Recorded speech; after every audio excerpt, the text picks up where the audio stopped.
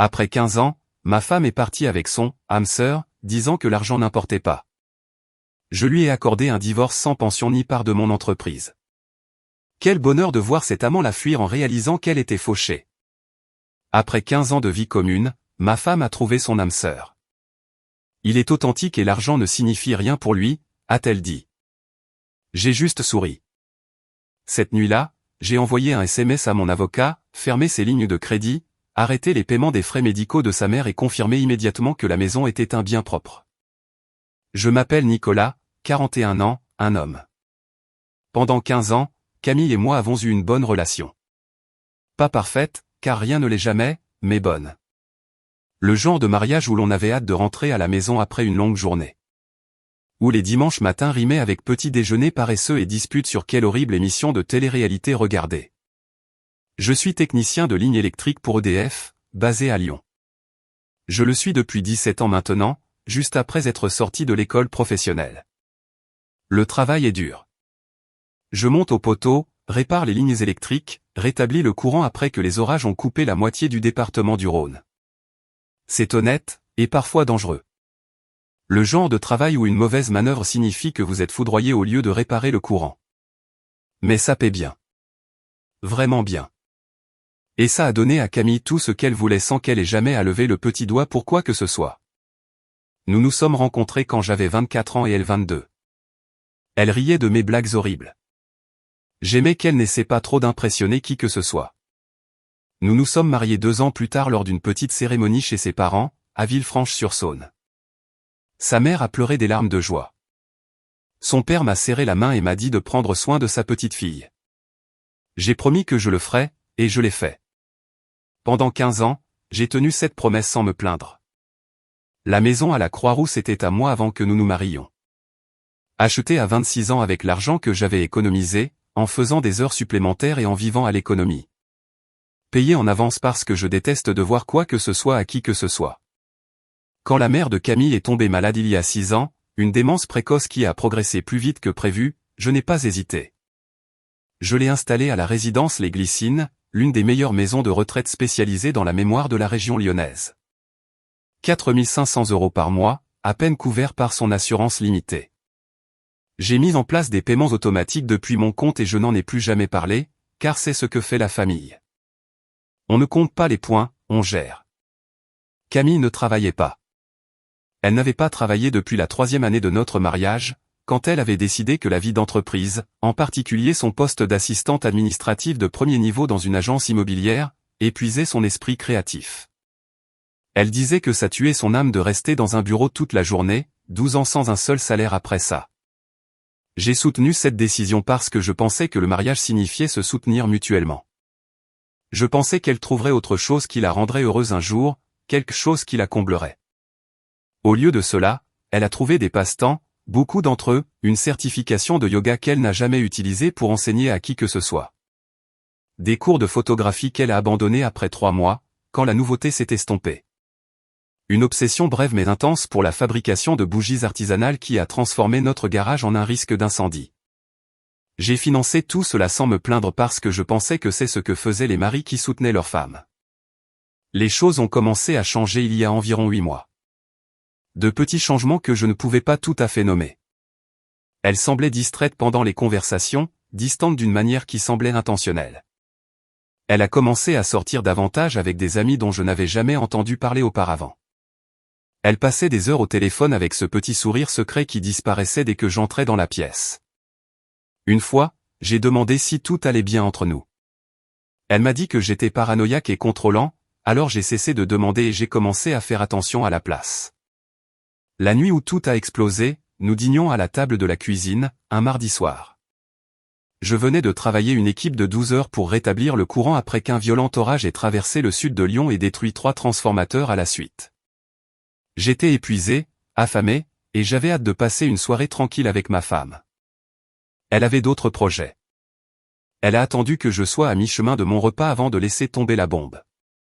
Avec la même décontraction que si elle mentionnait un rendez-vous chez le dentiste qu'elle avait pris. J'ai rencontré quelqu'un, a-t-elle dit, sans même lever les yeux de son assiette. Il s'appelle Thatcher. C'est un consultant créatif. Et honnêtement, Nicolas, il me comprend d'une manière que tu n'as jamais faite. Pas une seule fois en 15 ans. J'ai posé ma fourchette avec précaution. J'ai laissé cette phrase planer dans l'air pendant une seconde. Un consultant créatif nommé Thatcher. Je ne savais même pas ce qu'un consultant créatif était censé faire, mais je savais déjà que je détestais ce type avec une passion que je réservais d'habitude au Paris Saint-Germain. Elle a continué à parler comme si elle avait répété toute cette histoire. Comment ils s'étaient rencontrés lors d'un événement dans une galerie d'art il y a 3 semaines. Comment il voyait son « moi authentique », quoi que cela signifie. Comment il vivait simplement dans un studio près des Brotteaux parce que les possessions matérielles ne définissaient pas sa valeur. Il était authentique. Il n'était pas obsédé par l'argent ou le statut comme les autres hommes. Il comprenait son besoin de profondeur émotionnelle et de connexion spirituelle. 3 semaines. Elle connaissait ce type depuis 21 jours et parlait déjà de lui comme s'il avait décroché la lune. Et avant que tu ne réagisses de manière excessive, a-t-elle poursuivi, me regardant enfin dans les yeux avec cette expression calme qui me donnait envie de renverser la table, rien de physique ne s'est passé. C'est plus profond que ça. C'est une connexion spirituelle. Il voit mon âme, Nicolas. Quand as-tu vraiment vu mon âme pour la dernière fois? J'ai failli rire. Au lieu de renverser la table, d'élever la voix ou de faire l'une des choses qu'elle s'attendait probablement à ce que je fasse, je l'ai simplement regardée.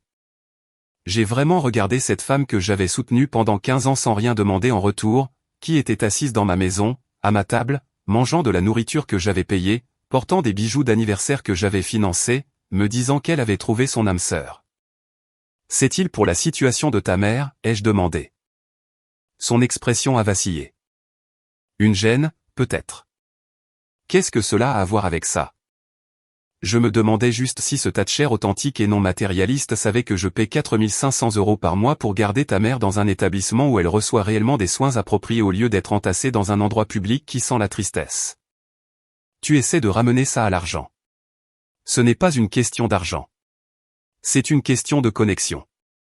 C'est toujours une question d'argent, Camille, tu n'as juste jamais eu à y penser parce que je gérais tout pendant que tu étais occupée à te trouver. Elle a croisé les bras. Elle a pris ce regard de victime qu'elle avait toujours. Je savais que tu ne comprendrais pas. Tu es trop pratique, trop concentré sur les factures, les obligations et des choses comme ça. Thatcher dit que ce genre de pensée enferme les gens dans des vies insatisfaisantes. Thatcher ressemble à un type qui n'a jamais payé de prêt immobilier. Il a dépassé cette mentalité matérialiste. Bien sûr. Dépassé. Je me suis poussé de la table et je me suis levé. Je dois passer un coup de fil. 1. Nous sommes au milieu d'une conversation, Nicolas. Non, nous ne le sommes pas. Tu es au milieu d'un monologue sur ton âme sœur. Je reviens. Je suis entré dans mon bureau à domicile et j'ai fermé la porte derrière moi. J'ai pris une seconde pour respirer. Puis j'ai sorti mon téléphone et j'ai appelé mon avocat, un certain maître Dubois, qui avait géré mes documents immobiliers lorsque j'avais refinancé il y a quelques années. Un homme pratique, le genre d'avocat qui facture à la minute et s'assure que chaque minute compte. Il a décroché à la 2e sonnerie, même s'il était après 19 h un mardi. Je lui ai donné 3 instructions. Fermer toutes les lignes de crédit jointes dès demain matin. Annuler les paiements automatiques à la résidence Les Glycines pour la mère de Camille. Commencer les démarches pour confirmer que la maison est un bien propre, sans aucune revendication matrimoniale. Il est resté silencieux un long moment. Puis il a demandé ce qui s'était passé. Elle a trouvé son âme sœur, ai-je dit, un type nommé Thatcher qui ne se soucie pas de l'argent ou des choses matérielles. Thatcher? C'est son vrai nom? Consultant créatif, apparemment. Qu'est-ce que ça veut dire même? Aucune idée. Mais apparemment, il voit son âme d'une manière que je n'ai jamais pu. Maître Dubois a fait un bruit qui était clairement un rire. Tout sera en marche d'ici 9 h demain matin. Vous êtes sûr pour les paiements médicaux? Ça va créer des problèmes rapidement. Je suis sûr. Très bien, alors. Je vous appellerai demain pour les mises à jour. Quand je suis revenu à la cuisine, Camille chargeait le lave-vaisselle avec cette expression paisible sur son visage, comme si elle venait d'accomplir une tâche spirituelle difficile en disant à son mari de 15 ans qu'elle avait trouvé quelqu'un de mieux. Je suis contente que nous ayons parlé, a-t-elle dit sans se retourner. J'avais peur que tu rendes ça difficile, mais je savais que tu finirais par comprendre. Nous méritons tous les deux d'être vraiment heureux, n'est-ce pas? Tu as raison, ai-je dit, en gardant ma voix égale. Oui. Elle s'est retournée et m'a souri. A réellement souri. J'ai souri en retour parce que dans environ 14 heures, ses cartes de crédit allaient cesser de fonctionner. L'établissement qui s'occupait de sa mère allait appeler pour un paiement manqué, et son âme sœur authentique et non matérialiste allait avoir une place au premier rang pour voir ce qui se passe quand le filet de sécurité disparaît. Elle n'avait aucune idée de ce qui l'attendait. Mercredi s'est déroulé exactement comme je m'y attendais. Je suis allé travailler à 6 heures du matin. Je suis rentré comme si rien dans ma vie n'avait changé. Pendant ce temps, Camille flottait dans la maison, envoyant des SMS sans arrêt, gloussant à son téléphone comme une adolescente avec son premier coup de cœur, prenant des appels dans la salle de bain avec le ventilateur en marche pour couvrir le bruit. Elle est partie vers 18 heures, vêtue d'une nouvelle tenue, pour dîner avec des amis. Je n'ai pas demandé quels amis. Pas besoin. L'appel de la résidence Les Glycines est arrivé à 19h15. Une femme très professionnelle au bout du fil, expliquant que le paiement automatique pour les soins de Madame Leroy avait été refusé. Le solde était de 4 500 €. Pourrais-je fournir des informations de paiement actualisées ou un autre mode de paiement?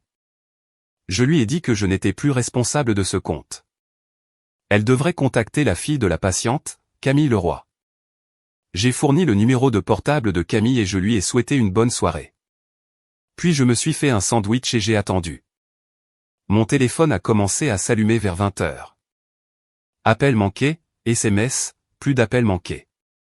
Je les ai laissés s'accumuler pendant que je finissais de manger, faisais la vaisselle et m'installais dans le salon avec un livre que je voulais lire depuis 6 mois.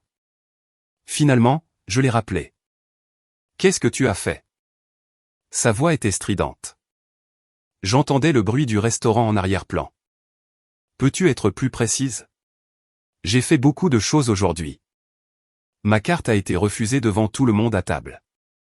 Ensuite, la maison de retraite a appelé, disant que tu avais arrêté les paiements pour maman. Qu'est-ce qui ne va pas chez toi? J'ai réorganisé mes finances, fait quelques changements. Tu ne peux pas faire ça sans me parler d'abord. Si, en fait. C'est mon argent. Tout ça. Il s'avère que, silence de sa part, puis plus doucement. La panique cédant la place à autre chose. Nicolas, ce n'est pas drôle. Maman a besoin de cet établissement. Il parle de la transférer ailleurs. Si nous ne pouvons pas payer, un établissement public, alors tu devrais probablement trouver une solution de paiement. Je n'ai pas 4 500 €. Je n'ai pas un sou. Je n'ai pas travaillé depuis 12 ans, Nicolas. Tu le sais. C'est dommage. On dirait que c'est quelque chose à laquelle tu aurais dû penser avant toute l'annonce de l'âme sœur. Plus de silence. Je pouvais presque entendre son cerveau travailler. Réalisant que peut-être, annoncer son âme sœur avant de sécuriser sa stratégie de sortie n'était pas le mouvement le plus intelligent. C'est à cause de Thatcher? Tu me punis? C'est parce qu'hier tu m'as dit que notre mariage était pratiquement terminé et que tu t'attendais à ce que je continue à financer ta vie quand même, comme si rien n'avait changé sauf tes sentiments. Ce n'est pas comme ça que ça marche. Nous pouvons en parler quand je rentre à la maison. Trouver une solution ensemble. Bien sûr, conduis prudemment. Elle a raccroché. Je suis retourné à mon livre. Elle est rentrée 2 heures plus tard, l'air d'avoir pleuré. Thatcher a dû payer le dîner, a-t-elle dit platement, laissant tomber son sac sur le comptoir. Comment ça s'est passé? Ne. Je demande sérieusement. Avait-il l'air heureux? Excité d'aider son âme sœur en cette période de besoin. Elle a ignoré ça. Tu dois arranger ça maintenant. Réactive les cartes. Appelle l'établissement et remets les paiements en place. Il ne s'agit pas seulement de mes achats. Il s'agit de la santé et de la sécurité de ma mère. Ta mère est ta responsabilité, pas la mienne. Ça n'a jamais été la mienne. Techniquement, nous sommes mariés. Nous partageons les responsabilités. Vraiment? Parce qu'hier tu étais plutôt clair sur le fait que tu avais trouvé quelque chose de mieux. Des connexions d'âme et une vie authentique et une profondeur spirituelle. Alors, va vivre authentiquement, Camille. Fais-le juste à tes frais. Son visage est devenu rouge. Tu es vindicatif. Je suis clair. Il y a une différence. Elle a tenté une approche différente, puis a adouci sa voix, s'est rapprochée, a fait de grands yeux. La totale. Nicolas, je sais que tu es blessé en ce moment. Je comprends, mais nous pouvons surmonter ça si nous communiquons mieux. Peut-être que si tu avais été plus disponible émotionnellement au fil des ans, je n'aurais pas eu besoin de chercher ailleurs. J'ai laissé ça reposer une seconde. Je l'ai laissé penser qu'elle avait porté un coup dévastateur. Donc, c'est de ma faute, le truc de l'âme sœur. Je ne dis pas ça exactement. Je dis que nous nous sommes tous les deux amenés là où nous en sommes maintenant, n'est-ce pas? J'ai contribué avec une maison, un style de vie, 15 ans de sécurité financière et les soins médicaux de ta mère. Tu as contribué en trouvant un âme sœur nommé Thatcher. Très équilibré. Elle m'a regardé comme si j'avais une deuxième tête, comme si elle ne pouvait pas comprendre pourquoi je ne pliais pas, ne m'excusais pas, ne la suppliais pas de rester et de me donner une autre chance d'être le mari dont elle avait besoin. Tu as changé, a-t-elle dit finalement. Tu es froid maintenant. Distant. Ce n'est pas l'homme que j'ai épousé. Non, Camille. J'ai juste cessé de faire semblant de ne pas remarquer les choses. C'est tout ce qui a changé. Je suis le même homme que j'ai toujours été. Tu n'as juste jamais fait assez attention pour le remarquer. Je suis allé me coucher. Elle est restée éveillée la majeure partie de la nuit à passer des appels. Je l'entendais faire les 100 pas dans la maison, sa voix devenant plus désespérée au fil des heures. Le matin, elle avait l'air de n'avoir pas dormi du tout. Tant mieux. Le service de facturation de la résidence les glycine non plus, probablement. Les jours suivants ont été intéressants à observer. Camille est passée en mode gestion des dégâts. Elle a appelé sa sœur à Grenoble pour des fonds d'urgence. Elle a appelé d'anciens amis à qui elle n'avait pas parlé depuis des années, a essayé d'ouvrir son propre compte bancaire, et a découvert que son score de crédit, auquel elle n'avait jamais pensé une seule fois parce que je gérais toutes les finances, était quelque part dans les 400. Il s'avère que maximiser une carte de crédit secrète avec des avances de fonds et ne payer que les minimums pendant 18 mois ruine votre score. Pendant ce temps, j'allais travailler, rentrais à la maison, existais dans le même espace qu'elle sans m'engager dans son drame. Ça la rendait folle. Elle essayait sans cesse de provoquer des disputes, espérant probablement que je dirais quelque chose qu'elle pourrait utiliser contre moi plus tard. Je ne lui ai rien donné. Jeudi soir, mon ami Rémi est venu. Nous avions travaillé ensemble chez EDF pendant 12 ans avant qu'il ne passe à un poste de superviseur. Un bon gars, drôle comme tout. Alors, si je comprends bien, a-t-il dit en s'installant sur mon canapé avec une tranche de pepperoni, elle a rencontré ce type il y a 3 semaines, et maintenant c'est son âme sœur, et elle pensait que tu serais d'accord avec ça? C'est l'essentiel. Et il s'appelle Thatcher, comme l'ancien Premier ministre britannique? Consultant créatif? Apparemment. Rémi a failli s'étouffer avec sa pizza. Qu'est-ce que ça veut dire même? Il consulte sur la créativité? Il consulte de manière créative? Il est juste au chômage avec une carte de visite? J'ai besoin de réponses, Nicolas. Ça me tient éveillé la nuit. Je n'ai pas demandé de détails sur sa carrière. Il a secoué la tête, l'air amusé. Frère, j'ai vu des choses folles en 17 ans dans cette entreprise, mais je n'ai jamais vu une telle audace. Elle pensait vraiment que tu continuerais à faire des chèques pendant qu'elle explorait sa connexion spirituelle? C'était le plan, apparemment. La porte d'entrée s'est ouverte. Camille est entrée, a vu Rémi sur le canapé et s'est figée. Oh, je ne savais pas que tu avais de la compagnie. Rémi est passé. On se rattrape. Elle nous a regardés tous les deux. Rémi a juste agité sa tranche de pizza. D'un air décontracté. Salut, Camille. Comment se passe la recherche de l'âme sœur? Tu trouves des connexions authentiques? Son visage est devenu rouge. Elle a attrapé son sac sur le comptoir et est partie sans un mot, claquant la porte derrière elle. Rémi l'a regardé partir, puis s'est tourné vers moi. Ça se passe bien. Elle n'est pas enchantée de moi. Rémi a levé sa tranche de pizza comme un toast. Nicolas, froid comme la glace quand ça compte. Vendredi soir, je suis rentré et j'ai trouvé Camille assise à la table de la cuisine avec un regard que je reconnaissais. Le regard de quelqu'un qui venait d'avoir une mauvaise nouvelle et ne savait pas quoi en faire. J'ai parlé à Thatcher aujourd'hui, a-t-elle dit doucement, sans me regarder. Longue conversation. Comment ça s'est passé? Il pense que nous sommes allés trop vite. Que je devrais me concentrer sur ma situation familiale en ce moment. Stabiliser les choses. Ensuite, nous pourrons voir où nous en sommes. Je me suis appuyé contre le comptoir et j'ai croisé les bras. Laisse-moi deviner, une fois que toute ta situation familiale est devenue compliquée et chère, il s'est soudainement retrouvé très occupé par d'autres choses. Il me soutient à distance, me donnant l'espace dont j'ai besoin pour gérer les choses par moi-même.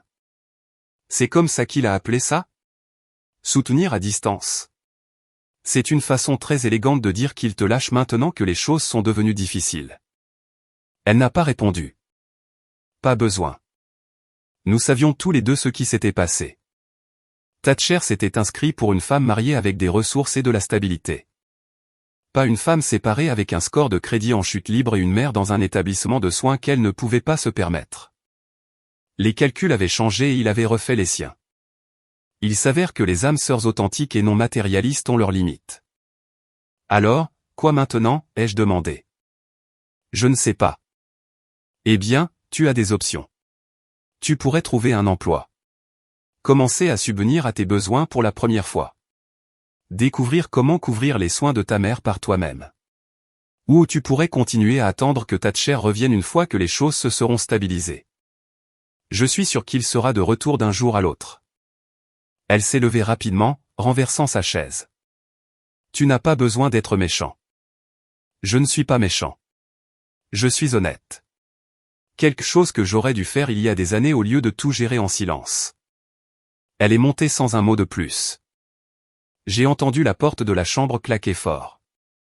Je me suis préparé à dîner, j'ai mangé dans un silence confortable et j'ai pensé à la vitesse à laquelle tout s'effondre quand on cesse de le maintenir en place pour des gens qui ne l'apprécient pas. Lundi matin, de bonne heure, j'ai déposé une demande de divorce. Maître Dubois et son équipe avaient tous les papiers prêts. Je les ai signés à son bureau avant que mon équipe ne commence, puis j'ai continué ma journée comme si rien n'avait changé. Parce que pour moi, la décision était déjà prise. Tout le reste n'était que paperasse. Camille l'a découvert vers midi quand un huissier de justice s'est présenté à la maison. Je le sais parce qu'elle m'a appelé 10 fois pendant ma pause déjeuner. Je n'ai pas répondu. J'avais un chantier à retourner et honnêtement, qui avait-il à discuter? Ce soir-là, je suis rentré et je l'ai trouvée assise dans le salon avec un dossier plein d'imprimés, d'articles juridiques, de résumés de droit de la propriété, de trucs sur les régimes matrimoniaux. Elle avait été occupée. La France est un État à répartition équitable des biens, a-t-elle annoncé comme si elle avait trouvé une arme secrète dévastatrice. Je sais. Ça veut dire que j'ai droit à une part équitable de tout ce que nous avons construit ensemble. N'hésite pas à faire valoir cet argument devant un juge. Mon avocat dit que ça se complique quand un conjoint n'a pas travaillé pendant 12 ans et poursuivait activement quelqu'un en dehors du mariage. Ce n'était pas en dehors du mariage. Rien de physique ne s'est passé. Les liaisons émotionnelles comptent aussi, Camille. Surtout quand il y a une chronologie documentée. Événement à la galerie. 3 semaines de SMS constants. L'annonce de l'âme sœur. Tout est assez clair. Sa confiance a vacillé. Tu as planifié ça, tu m'as tendu un piège. Non, j'ai documenté. Il y a une différence. Une grande différence, en fait. C'est toi qui as planifié les choses. Tu les as juste mal planifiées. Vraiment mal. Elle a tenté une approche différente. Des larmes cette fois-ci. Le genre qui fonctionnait sur moi il y a des années. Nicolas, s'il te plaît. J'ai fait une terrible erreur. Je me suis trompé. Mais nous pouvons arranger ça si nous essayons. Nous pouvons faire une thérapie de couple. Travailler sur ça. Tu ne veux rien arranger. Tu veux que je recommence à payer les factures pendant que tu prépares ton prochain coup? Ce n'est pas la même chose. Ce n'est pas vrai. Je t'aime. Ton âme sœur a disparu dès que l'argent est devenu un problème. Ton premier instinct a été de me menacer avec des avocats. Tu ne t'es pas excusé une seule fois. Pas vraiment. Tu as juste essayé différentes stratégies pour obtenir ce que tu voulais. Alors, non. Nous n'allons rien arranger. C'est fini. Elle m'a regardé un long moment. Puis quelque chose a changé sur son visage. Bien, a-t-elle dit, sa voix complètement différente. Tu veux jouer comme ça? Nous allons jouer comme ça. Je te prendrai tout, la maison, ta retraite, tout ce que tu as. Je te ferai regretter de m'avoir traité comme ça. Bonne chance avec ça. Tu en auras besoin. Elle a attrapé ses clés et est partie. J'ai entendu sa voiture démarrer en trombe de l'allée. J'ai appelé Rémi tout de suite. Elle joue la guerre totale. Je m'en doutais. Qu'est-ce qu'elle a pour travailler avec? Rien de réel. Elle n'a pas travaillé depuis 12 ans. Elle n'a aucune chance. Donc, elle bluffe, essaie de te faire peur pour que tu acceptes un règlement, probablement. Mais je veux être prêt pour tout ce qu'elle lancera. Intelligent. Et, tu as déjà parlé à ma cousine Chloé? L'expert comptable judiciaire? Pas encore. Tu devrais. Chloé est effrayante. Douée pour trouver des choses cachées. Si Camille a caché quoi que ce soit, Chloé le trouvera. J'ai appelé Chloé cette nuit-là. Elle était exactement comme décrite. Aiguë, directe, pas de mots perdus. Je lui ai donné accès à tous les dossiers financiers que j'avais, et elle a promis un rapport complet dans la semaine. 4 jours plus tard, elle a rappelé. Votre femme a une carte de crédit dont vous ne saviez rien, a dit Chloé. Pas de préambule. Ouverte il y a 18 mois. Banque différente. Adresse postale fixée à une boîte postale de l'autre côté de la ville. Je me suis assis. Combien? Le solde actuel est un peu moins de 11 000 €. Des avances de fonds principalement. Plus quelques dépenses dans des hôtels autour de Lyon. Des restaurants chics. Un achat dans une bijouterie qui n'était certainement pas pour vous, d'après ce qu'elle a acheté. Elle a cette carte depuis 18 mois. L'affaire a commencé bien avant 3 semaines. Nicolas, Thatcher est peut-être le nouveau, mais le schéma n'est pas nouveau du tout. Elle joue ce jeu depuis un certain temps maintenant. J'ai laissé ça s'enfoncer. 18 mois. Pendant que je faisais des heures supplémentaires, payais les soins de sa mère, finançais ses passe-temps, elle construisait un fonds d'évasion secret, utilisant une carte de crédit cachée pour tout ce qu'elle faisait à côté. Pouvez-vous tout documenter? C'est déjà fait. Je vous envoie un rapport complet avec les dates, les montants, les lieux. Je l'ai remercié et j'ai raccroché. Puis je me suis assis dans ma maison silencieuse et j'ai pensé aux 18 derniers mois de mon mariage. Tout avait un sens maintenant. Thatcher n'était le début de rien. Il n'était que le dernier. Camille a engagé un avocat. Un type agressif du sud de Lyon avec un bureau flashy et une montre chère qui a envoyé une lettre de mise en demeure en 1 semaine. Elle voulait la maison, la moitié de ma retraite, une pension alimentaire continue et la poursuite des paiements pour les soins de sa mère. La lettre de mise en demeure faisait 6 pages de colère juste sur la façon dont je l'avais abusée financièrement en coupant son soutien sans préavis. Comment j'avais cruellement abandonné sa mère âgée en guise de punition. Comment j'avais utilisé l'argent pour la contrôler et la manipuler tout au long de notre mariage. Maître Dubois a lu tout ça et a ri à gorge déployée. Elle ne sait vraiment pas ce que vous avez sur elle, n'est-ce pas? Ne sait pas pour la carte de crédit? Apparemment pas. Son avocat non plus, sinon il n'aurait jamais envoyé cette lettre. Quoi qu'il en soit, cette médiation va être intéressante. En fait, j'ai hâte. La médiation était prévue dans 3 semaines. Camille a emménagé temporairement chez sa sœur à Grenoble, ce qui me convenait parfaitement. La maison était silencieuse pour la première fois depuis des mois. Je dormais 8 heures toutes les nuits. J'ai recommencé à courir le matin. Rémi est venu la veille de la médiation avec des plats chinois à emporter et ce qu'il a appelé un soutien moral. « Tu es nerveux ?» a-t-il demandé en ouvrant un récipient de nouilles. Pas vraiment. Tu as la preuve irréfutable. 18 mois de dépenses. Elle est cuite. Je sais. Alors, pourquoi as-tu l'air de trop réfléchir? J'ai posé mes baguettes. 15 ans, mec. 15 ans de ma vie. Je pensais la connaître par cœur. Il s'avère que je ne savais rien de qui elle était vraiment sous tout ça. Rémi est resté silencieux une seconde. Puis il a haussé les épaules. Certaines personnes sont juste douées pour cacher qui elles sont vraiment. Vraiment douées. Ça ne veut pas dire que tu étais stupide ou aveugle. Ça veut juste dire qu'elle était talentueuse pour mentir. Certaines personnes le sont. Ça est censé me faire me sentir mieux. Non. Mais c'est la vérité. Il m'a montré avec ses baguettes. Tu sais ce que je pense? Tu vas détruire son dossier demain et ensuite tu te sentiras mal à ce sujet. Mais tu ne devrais pas. Elle s'est fait ça à elle-même. La médiation a eu lieu le lendemain matin à 10 heures. Salle de conférence en centre-ville. Mur gris. Mauvais café. Camille est arrivée, l'air d'être préparée à la guerre. Nouvelle tenue professionnelle. Maquillage complet. Son avocat était un grand type avec une montre chère qui pensait clairement que c'était de l'argent facile. Mon équipe était plus petite. Juste Maître Dubois et Chloé. Nous n'avions besoin de personne d'autre. L'avocat de Camille a commencé. Les mêmes arguments que dans la lettre de mise en demeure, livrée avec une indignation travaillée. Il a dépeint Camille comme une victime impuissante qui avait sacrifié sa carrière pour le mariage et était maintenant punie pour avoir cherché une connexion émotionnelle. Maître Dubois l'a laissé finir. Puis il a ouvert son dossier. Les relevés bancaires d'abord. 12 ans de relevés montrant que je couvrais toutes les dépenses. Le prêt immobilier, les services publics, l'assurance, les soins de sa mère, l'épicerie, tout. Tout de mes comptes, de mes fiches de paie. Ensuite, Camille avait travaillé les 3 premières années de notre mariage dans une agence immobilière avant de démissionner parce que ça épuisait son esprit créatif. 12 ans sans un seul salaire depuis. Puis la carte de crédit secrète. Maître Dubois a tout exposé.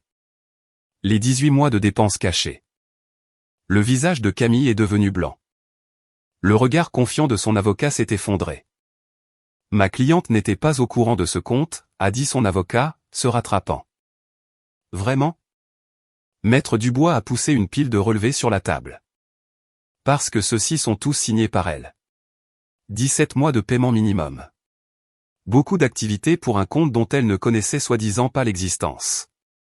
Camille a attrapé le bras de son avocat, lui a chuchoté quelque chose d'urgent. Il avait l'air d'un homme qui voyait sa paix s'évaporer. Chloé a parlé pour la première fois. Si vous regardez les données de localisation des dépenses, il y a un schéma clair. Les mardis et jeudis après-midi, même zone de Lyon, recoupée avec les entrées de calendrier des appareils de Madame Leroy.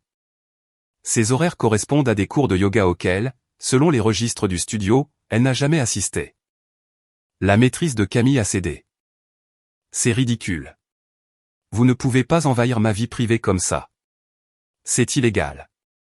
Ce n'est pas une invasion de la vie privée pendant la phase d'instruction, a dit Maître Dubois, calme comme jamais. C'est la preuve d'une faute financière pendant le mariage, ce qui affecte la manière dont la répartition équitable est calculée. Le silence s'est fait dans la pièce. Son avocat a demandé une suspension. Il avait besoin de parler à sa cliente en privé. Ils sont sortis dans le couloir. J'entendais des voix fortes à travers la porte tout le temps. Celle de Camille principalement, de plus en plus aiguë et paniquée de minute en minute. Quand ils sont revenus 15 minutes plus tard, l'avocat avait l'air d'une personne complètement différente. La défaite était inscrite sur son visage. Ma cliente est prête à négocier un règlement raisonnable. J'en suis sûr, a dit Maître Dubois. Le règlement final a pris 2 heures. Camille a obtenu ses affaires personnelles et 3 000 €. J'ai gardé tout le reste. Pas de prestations compensatoires, pas de revendications sur la maison, pas de revendications sur ma retraite, une rupture nette. Elle a signé sans me regarder une seule fois. Sa main tremblait visiblement en posant le stylo sur le papier. Dehors, après, Camille m'a arrêté sur les marches.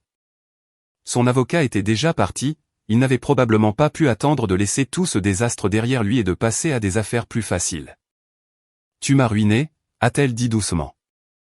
Tu as complètement ruiné toute ma vie. Non, tu t'es ruiné toi-même. Je suis monté dans mon camion et je suis rentré chez moi sans regarder en arrière. La maison était silencieuse. 2 mois après le prononcé du divorce, la vie s'était installée dans quelque chose de bon. Le travail est resté stable. La saison des orages d'été a occupé mon équipe avec des travaux de rétablissement, ce qui signifiait de solides heures supplémentaires et le genre de courbatures en fin de journée qui viennent d'un travail réellement productif. Pas l'épuisement de la gestion du chaos constant de quelqu'un d'autre. J'ai recommencé à courir tous les matins. Rien de fou. Juste quelques kilomètres avant l'aube quand l'humidité lyonnaise n'était pas encore brutale. J'ai perdu environ 7 kg sans même essayer. Rémi passait la plupart des week-ends. Nous faisions des grillades, regardions n'importe quel match à la télévision. Nous parlions de choses sans importance, des trucs de gars normaux qui m'avaient manqué sans que je m'en rende compte. « Tu sors avec quelqu'un encore ?» a-t-il demandé un samedi, en retournant des hamburgers. « Pas encore. Je n'ai pas essayé. » Bien. Laisse la folie s'échapper de ton système d'abord. Accorde-toi au moins 6 mois. D'après mon expérience personnelle, mon premier mariage m'a appris tout ce que je devais savoir pour repérer les signes avant-coureurs tôt. Tout. Le second est bien meilleur parce que j'ai réellement prêté attention à toutes ces dures leçons au lieu de faire semblant qu'elles n'avaient pas eu lieu. Quel est le plus grand signe avant-coureur que tu aies appris? Rémi y a réfléchi. Quand quelqu'un te montre qui il est, crois-le la première fois. Ne cherche pas d'excuses pour lui. Camille t'a dit pendant des années qu'elle s'ennuyait, qu'elle n'était pas épanouie, qu'elle avait besoin de plus que ce que tu pouvais donner. Tu ne voulais juste pas entendre ce qu'elle disait réellement. C'est vrai. Oui. Mais bon, tu es libre maintenant. C'est ce qui compte. Chloé est passée un soir avec des papiers finaux. Des trucs de nettoyage comptable. Elle était devenue une sorte d'amie pendant tout ça.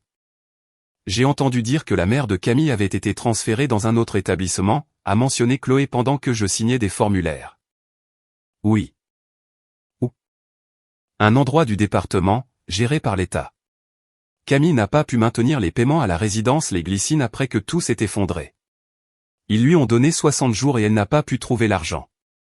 J'ai ressenti quelque chose à cela. Pas tout à fait de la culpabilité, mais proche. Sa mère avait toujours été gentille avec moi. Des cartes d'anniversaire chaque année, des cadeaux de Noël, des câlins chaleureux. Elle n'avait jamais demandé l'aide que je lui avais fournie. Elle ne savait même pas que je payais, probablement. C'est dur pour sa mère. Chloé a haussé les épaules. Conséquence. Camille a fait des choix. Maintenant sa mère en paie le prix. Ce n'est pas juste pour la mère, mais c'est comme ça. J'ai pensé à envoyer de l'argent au nouvel établissement anonymement, à aider sa mère sans que Camille le sache. J'ai décidé de ne pas le faire. Ce chapitre était clos. Je ne pouvais pas continuer à être le filet de sécurité invisible pour des gens qui m'avaient utilisé. Mais je le sentais toujours. Certaines choses ne peuvent pas être expliquées logiquement. La vie avançait quand même. Un jour à la fois. J'ai vu Camille une fois pendant ces 2 mois. Une station-service en bordure de la ville. Elle mettait de l'essence dans une vieille Honda Civic que je n'avais jamais vue auparavant. Elle a levé les yeux, m'a vu à la pompe voisine, a détourné le regard rapidement. Nous avons continué nos vies séparées. Je pensais que c'était la fin. Je le pensais vraiment. C'était un mardi soir de fin août quand elle est apparue de nulle part. Je venais de rentrer d'une équipe brutale, 14 heures à rétablir le courant après qu'un transformateur ait explosé dans le 6e arrondissement et ait mis à terre la moitié du quartier. J'étais épuisé, trempé de sueur, et ne pensais à rien d'autre qu'une douche froide et ce qu'il restait dans le réfrigérateur. Il y avait une voiture dans mon allée, cette même vieille Honda Civic de la station-service.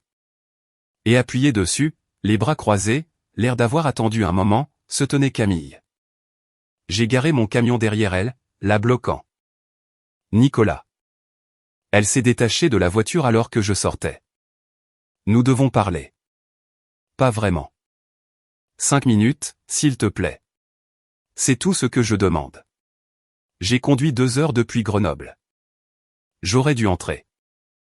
J'aurais dû fermer la porte et en rester là, mais quelque chose dans son apparence m'a arrêté. J'ai fait un geste vers le porche. 5 minutes à partir de maintenant. Nous nous sommes assis sur les marches, une distance prudente entre nous. La soirée était chaude et humide. J'ai tout gâché, a-t-elle commencé. Une énorme, destructrice erreur, et je sais que tu ne me dois rien, mais j'ai besoin que tu m'écoutes. Le temps passe. Elle a pris une inspiration tremblante. Thatcher est partie complètement. Il n'a jamais été réel. Pas comme je me l'étais dit. Il est passé à quelqu'un d'autre environ une semaine après la médiation. Une autre femme mariée. Il a un schéma, apparemment. Waouh. Choquant. Je le mérite. Elle a regardé ses mains, qui tremblaient. Maman est maintenant dans l'établissement du département. C'est horrible, Nicolas. L'odeur quand on entre. Le personnel est débordé. Elle ne me reconnaît plus la moitié du temps. Et je ne peux rien faire parce que je n'ai rien.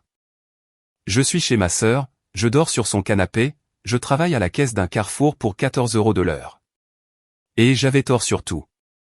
Sur ce que je pensais vouloir de la vie, sur qui je pensais que tu étais en tant que personne et en tant que mari. J'ai attendu. Je l'ai laissé continuer à parler. Je l'ai laissé penser qu'elle construisait quelque chose qui pourrait réellement marcher sur moi. Tu as été bon avec moi, meilleur que ce que je méritais.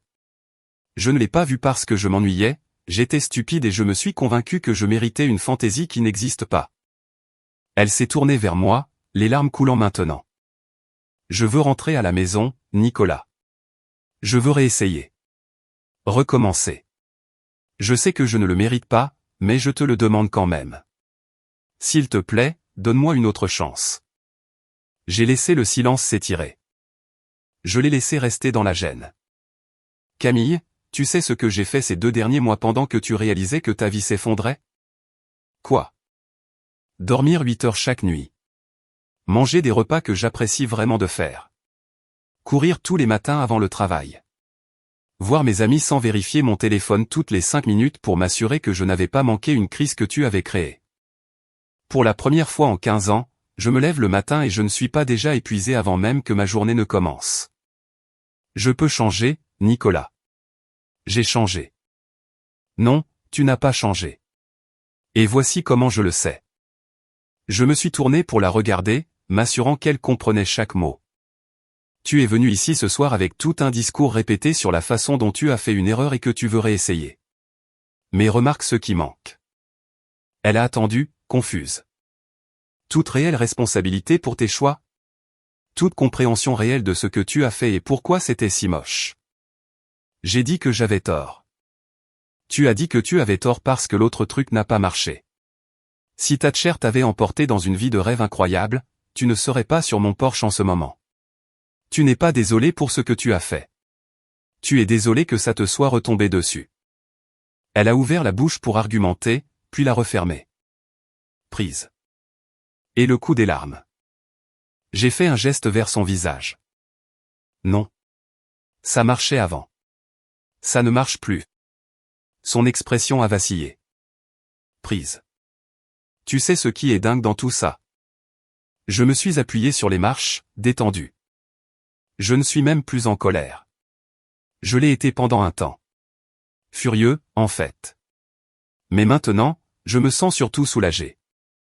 Alors c'est tout? 15 ans et tu te sens juste soulagé? 15 ans où j'ai fait tout le vrai travail. Tu t'es occupé de toi pendant que je m'occupais de littéralement tout le reste dans nos vies. Puis quand quelqu'un t'a offert une fantaisie brillante, tu l'as saisie à pleine main et tu t'attendais à ce que j'attende patiemment en coulisses comme plan B au cas où les choses ne marcheraient pas. Je ne t'ai pas considéré comme un plan B, si, tu l'as fait. Tu as pensé que quoi qu'il arrive avec Thatcher ou n'importe qui d'autre, je serais toujours là quand tu aurais besoin de moi. Elle n'a pas nié. Elle ne pouvait pas. Mais voici ce que personne ne t'a jamais dit. Je me suis levé, en époussetant mon pantalon de travail. Je n'attends pas en espérant que les choses changent. Je ne maintiens pas les choses pour des gens qui n'apprécient pas l'effort. Tu m'as appris cette leçon, en fait, alors je suppose que d'une manière bizarre et indirecte, je devrais te remercier pour ça. Elle s'est levée. Tu penses que tu es au-dessus de tout maintenant, monsieur, j'ai tout compris. Tu vas mourir seul, Nicolas. Personne ne supportera ton approche froide de tout. Peut-être. Ça peut arriver. J'ai haussé les épaules. Mais je mourrai seul dans ma maison payée. Il y a bien pire qui puisse arriver à une personne. Tu es pathétique. Et tu es toujours bloqué. J'ai désigné sa voiture. Recule d'environ 3 mètres. Je vais avancer mon camion et tu pourras partir. Nous en avons fini ici. Finalement, elle a exhalé un long souffle. Quelque chose en elle s'est dégonflé. Je pensais vraiment que ça marcherait, a-t-elle murmuré, plus pour elle-même que pour moi. J'ai répété tout ça en conduisant. J'avais tout compris. Je sais que tu l'as fait. C'est probablement la partie la plus triste de tout ça. Elle a marché jusqu'à sa voiture, et montée, a démarré le moteur. J'ai avancé mon camion pour lui laisser de la place. En reculant, elle a baissé sa vitre. Un dernier coup. Tu fais une erreur, Nicolas. Tu vas regretter ça. J'ai souri. Elle est partie en trombe sans un mot de plus. Les pneus ont crissé. Je suis rentré dans ma maison silencieuse. Camille a trouvé son âme sœur et a tout perdu en le poursuivant. J'ai perdu une femme et je me suis retrouvé. En y repensant, j'ai eu le meilleur marché, et je le sais.